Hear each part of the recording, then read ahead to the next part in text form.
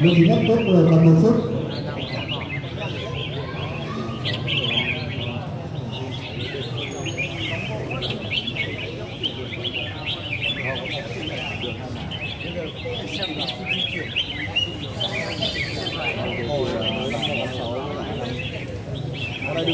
Con này bệt dính một cầu, bệt dính một cầu hạ hai con này con 56.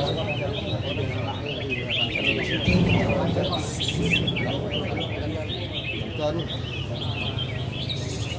Con này không di chuyển vào, con không có mỏ. Hai con đấy trước, đi em này.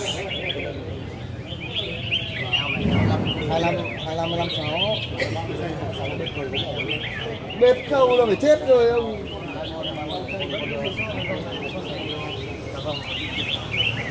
Đứng thì mà từ đầu đến cuối một chỗ là chết rồi.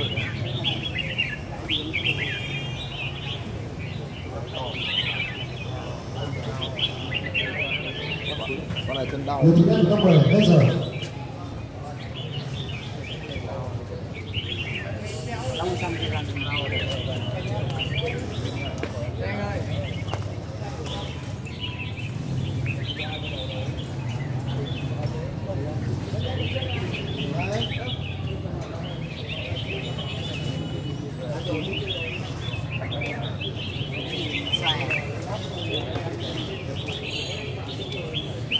Rồi xin ký vào đội này.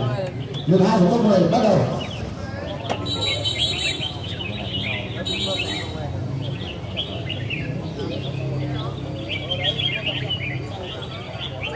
Hai con đằng sau.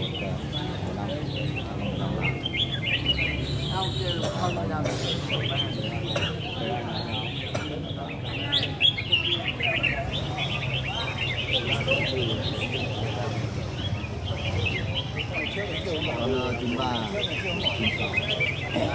96. 72 ra bay rồi giúp Cà Mau. Giúp Cà Mau rồi.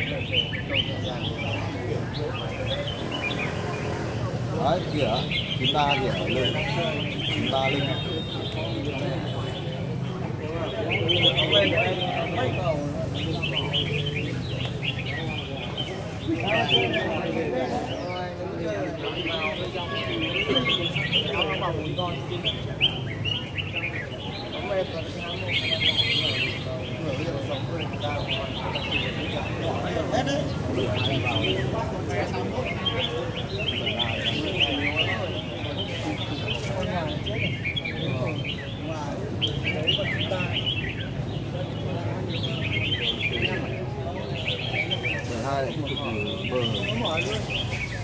Bờ này là 93 là chết rồi, 93 là chốt chết rồi.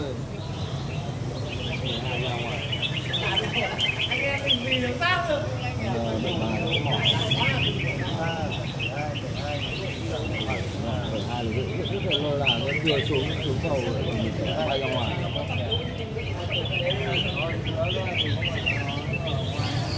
Xin thông báo lượt 2 của top 10 còn 1 phút. Ông này xuống cầu dưới nhiều quá, xuống cầu dưới mấy lần rồi.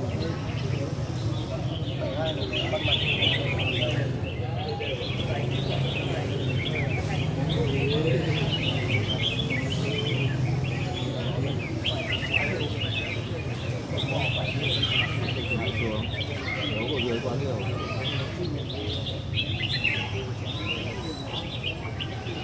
Đấy lại số kia.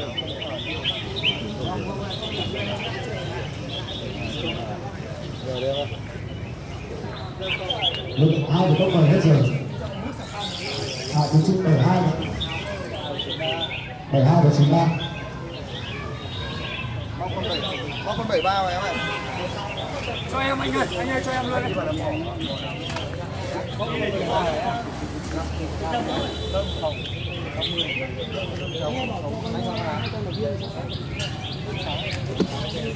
San 96 rồi tiếng ơi.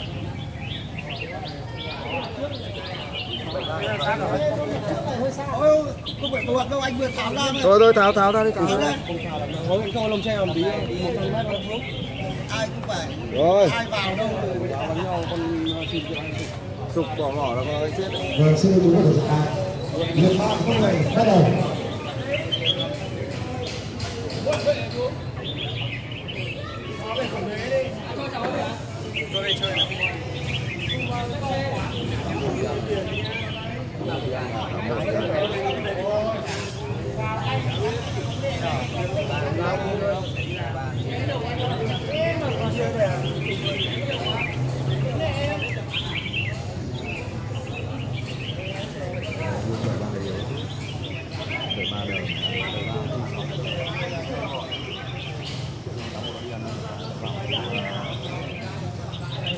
Đờ 96 đờ 73 đờ 73 96.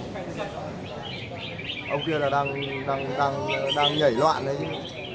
Ông 96 là đang nhảy loạn, 96 nó bỏ rồi.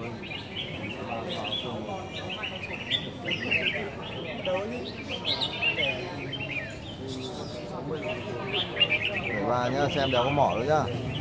Ông sụp đéo mỏ rồi.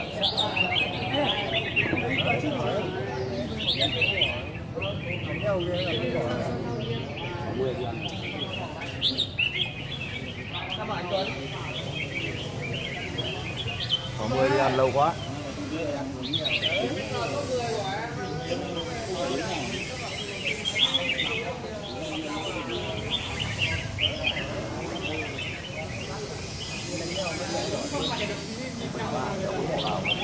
Nếu có mỏ nào 81 nó có mỏ ăn, nó bắt có mỏ ngay để ăn. Chưa có mỏ. Hiện tại chưa có mỏ nào ấy. Con 96 nó mỏ ra ngoài rồi, 96 có ở ra ngoài rồi. Đã có 73 là không có mỏ đâu. 81 có được 2 mỏ, 3 mỏ. 96 mỏ kìa. 96 rất rồi. Con nữa là hết rồi. Lực thứ 3 của tốc mời bằng 1 chốt. 96 Trong đà chốt là lúc cả 2 không có mỏ nào ạ. để chọn của trung tâm và bán chi tiết. Sao mấy mỏ, có nó mỏ này. Mỏ mà nó quay ra ngoài. Đơ rồi, bị đơ rồi, đơ chìm rồi. Dừng hình rồi. Có dừng hình, con 96 dừng hình đấy rồi. 73 mới là cái con 73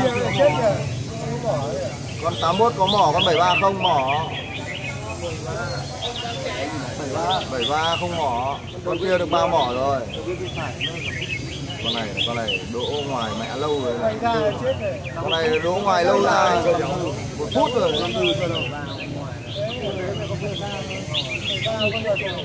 Thôi, vào bên này.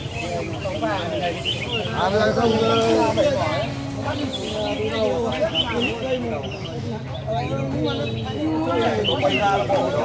con 73, 173. Rồi. Đang quá trình đều quá hạn một con thôi. Lạm con 96 vào đầu rồi. Cho nó phải là thoải mái tâm hồn đi. Con này không có mỏ nào. Thêm 3 phút đi. Rồi. Xin 3 phút để chọn cuốn. Chú chung vào chung kết 3 phút bắt đầu.